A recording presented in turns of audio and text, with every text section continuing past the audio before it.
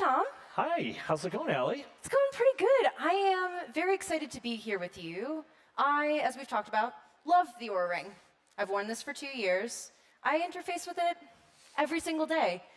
And right now, there are a lot of people like me who love this product who are very upset. There is some controversy right now over your expanded partnership with the DoD. Let's just clear the air. Let's set the record straight. What's going on here? Well, so for the record, we will never share your data with anyone unless you direct us to do it. We will never sell your data to anyone, ever. There was a lot of misinformation about this. It was, posted online that we were partnering with the U.S. government to share your data, and that's just simply not true. So we spent about a week setting the record straight, and I'm glad to report that it sort of calmed down, died down, and the outrage has subsided. Now, what about the partnership with Palantir? Can you just clear up what exactly is going on there? It's funny. I think partnership is a little bit of a strong sell. We acquired a company last year.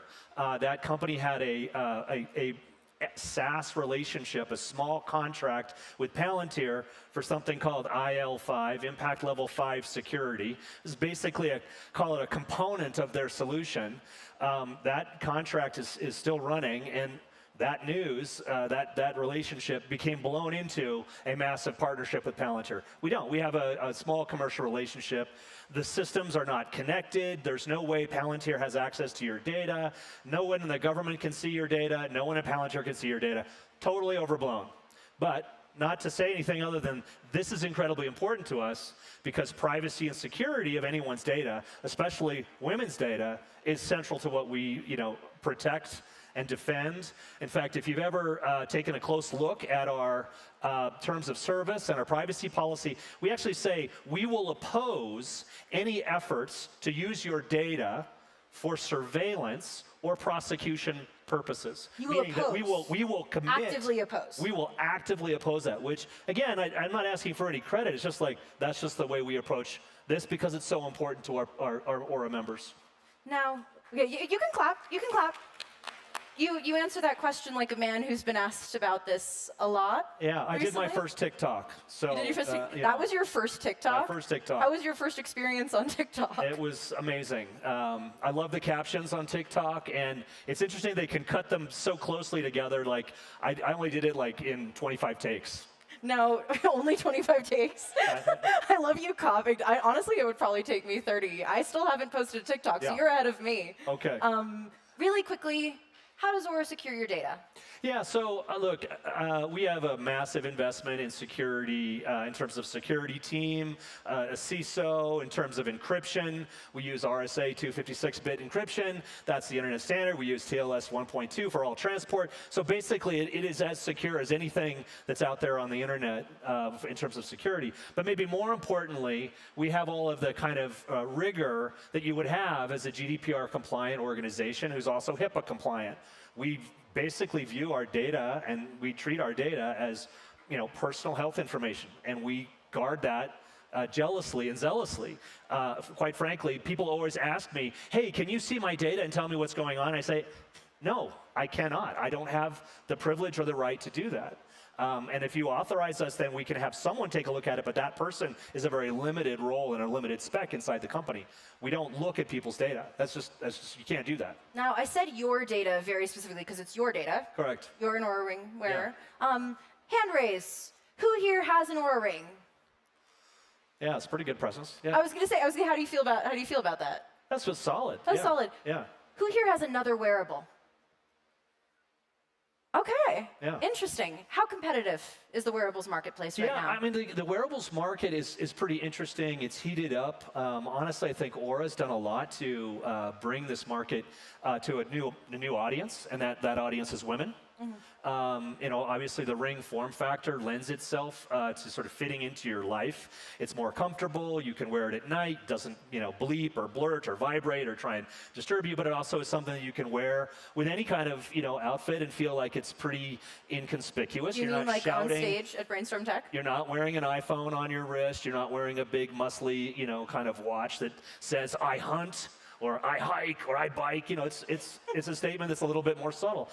I think we've really opened that up, and I think for those of you who don't follow the wearables market as closely as I might, our business has been literally at hyper growth. The wearables market's growing single-digit percentages. Actually, last year, wrist-borne wearables actually shrank.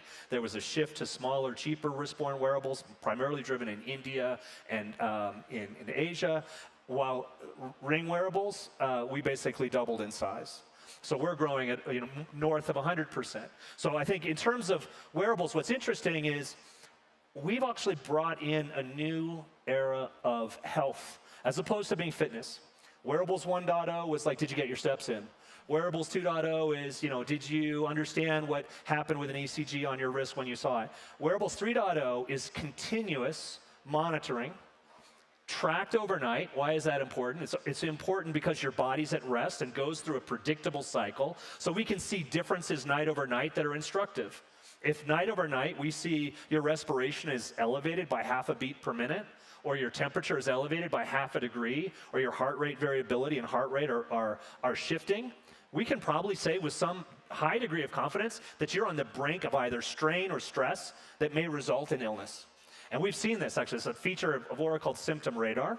Yes. We have people on TikTok saying, I learned that I had appendicitis from Symptom Radar. I thought it was a pain. I wasn't sure. My family said, don't go to the doctor. We don't go to the doctor. And I just said, you know what?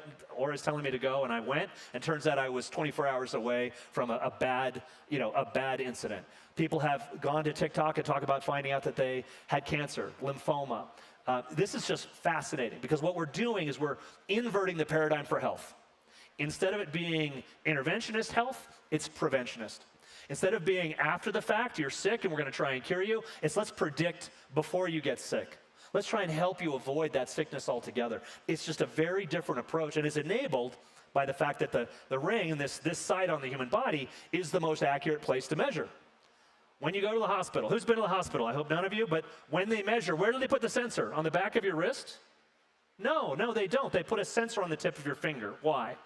Well, because of arterial blood flow, your heart pumps, shoots straight down your arm. This is the first stop.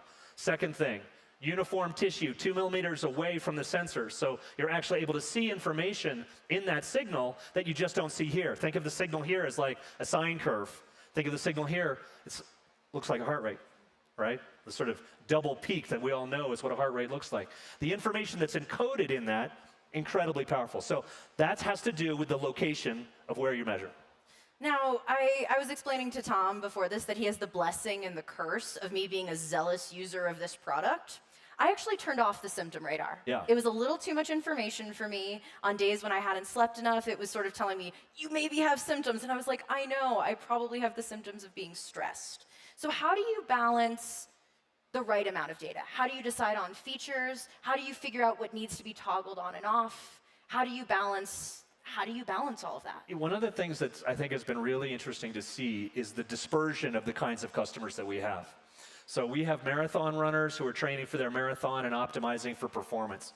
We have people who are chronically ill, who are trying to minimize the number of steps that they take in a day so they don't have a flare-up of their POTS or chronic fatigue syndrome or long COVID. We have young mothers who are trying to get pregnant a second time. We have old people who are trying to age gracefully. And that dispersion of users and the sort of variety of people and their approach to their data has forced us to be sort of scalable in the UI.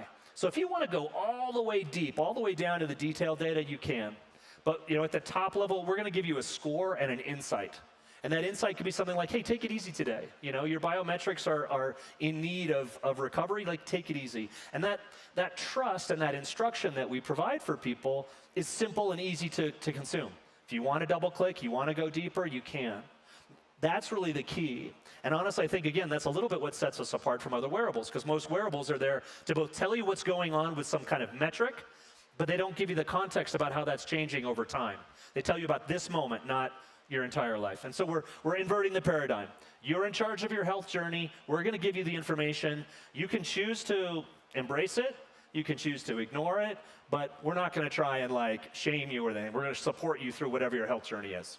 Now, start preparing some questions for Tom because I know you have them. Quick question about AI because it wouldn't be 2025 unless we talked about AI. Mean time to AI, 28 minutes, 22 seconds. Yeah, honestly, okay. kind of long, Well kind of long. Tell me about where AI fits into ŌURA's future. So we've always been an AI-forward company, and that's because all the algorithms that we use to generate the values and the insights, that's all AI. Now, where we've been headed is actually this idea of the doctor in your pocket. Our vision is simple. Everyone should have a device on their body that provides clinical-grade data. Everyone already has a supercomputer they keep in their pocket. They pay too much attention to it. And there should be some machine intelligence layer which is overlooking you from a preventative or interventionist health perspective. Call it the doctor in your pocket. That's the vision, and that's where we've been headed. We've taken steps in that direction with something called the advisor. Interestingly, apropos of the session 2 before us, the really interesting thing is that what we see is that people who talk to the advisor, first of all, women talk to it more than men. Really? More frequently, twice as long. Really interesting. Second thing is the conversations always end on a trajectory, which is, hey, tell me a little bit about this about my body. Hey, what's going on? Oh, let me tell you what's going on in my life. And then let me ask you a question about what's going on in my life. What's really fascinating does it try to get into therapy? It turns into, I'm kidding you not. This is really amazing. When we interviewed women customers, we said, so why do you use the advisor? And they said, well, we use the advisor because it's an infinitely empathic, infinitely patient partner who understands intimately my physiology and is always there for me. And then we said, well, what feature would you like us to add to it? And they said, can you allow us to name it whatever name we want to name it? And I was, right? Because what this was saying is that for some people, not everybody, but for some people, this kind of like intimate partner in your health journey, super valuable relationship, which makes sense. Think about your coach, think about your doctor, think about your OBGYN, think about whoever's giving you advice about your health. And if you trust them, that's incredibly powerful. What would you name yours? Karen. Karen. It's my wife's name, so, I'm going to go with that. Questions for Tom? Yes, right over here. We have a mic coming your way. That hand went up fast, so I'm very curious what you have to say. Thank you. Fascinating conversation. I'm an ardent user of the Ring, as you can see. My name is Satish. I run tech for the largest digital bank in the US, Ally Financial. Part of my responsibility is cybersecurity. So we have multiple attacks every day. And I can correlate the stress that this shows to what my job is. What I'm asking is there a way for you to overlay the job that we do to people that are wearing the rings and normalize it so I'm not like worried about all the stress, because it's constantly thinking that I'm stressed. But I love that about my job. Yeah, I mean, the reality is that the technology doesn't lie. If your heart rate is elevated, if your temperature is elevated, if you're, think of all the things that we use for stress, which is temperature, heart rate variability, and respiration. If those things happen, you're stressed. You're physiologically stressed. And for us to sort of say, well, you're not, it's okay, it would sort of undercut, I think, the objective truth, which is that your body's responding to stress and providing a stress response. The way we think about it is that stress actually isn't bad. And what you're trying to solve for, maybe particularly in your case, is resilience. And this is what we try and measure. We try and measure your response and your recovery from stress within a day. Because actually, stress, not bad. Actually, think about it. How do you get stronger? You go to the gym, you stress your muscles, and your muscles get stronger, and then you have more endurance and more strength. It's the same thing with stress resilience. So we want to help you build more resilience because your job, by the way, sounds terribly stressful. And I don't know if we can help you with that, other than suggesting that you change jobs, which I don't think you're interested in doing. And I don't think we're going to take that posture with you. But what we can do is tell you what's happening in your physiology from minute to minute, so that you can make the best decision. Because you know what? If you're making a critical decision, you want to be at the peak of your performance, not at the bottom of it. Yes.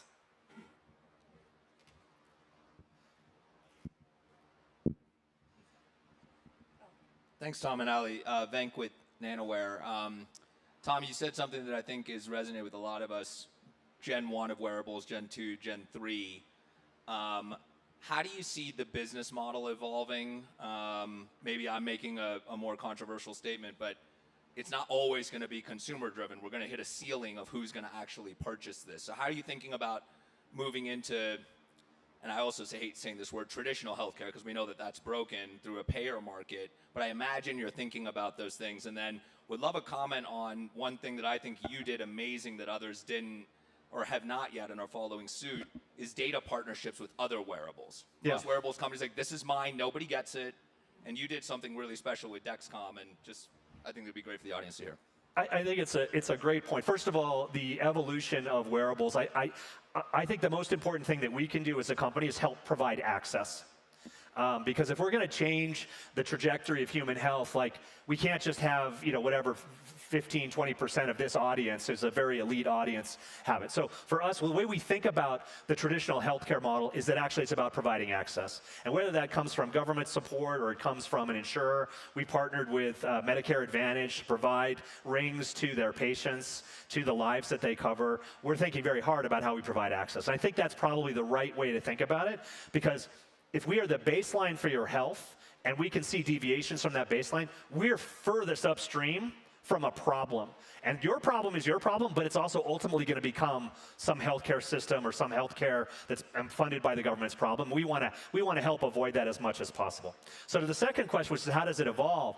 I think actually the thing is that there's not going to be one wearable that's going to solve for everything. It'd be really cool if there was one ring to rule them all, but we know practically that's not true. I'm wearing a Dexcom sensor right now. That's because it's the most reliable and the highest quality blood glucose data that I can get.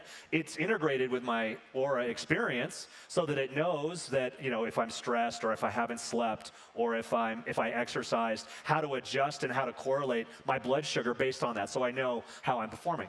I think that's going to be true across a wide range of wearables, whether it's metabolic, maybe it's blood pressure, maybe it's activity, maybe it's other things, maybe it's other kinds of metrics that are going to be brought together. So I believe very much that we'll see a cloud of wearables, and the choice of those wearables will be relevant to the clinical use you're trying to put it to.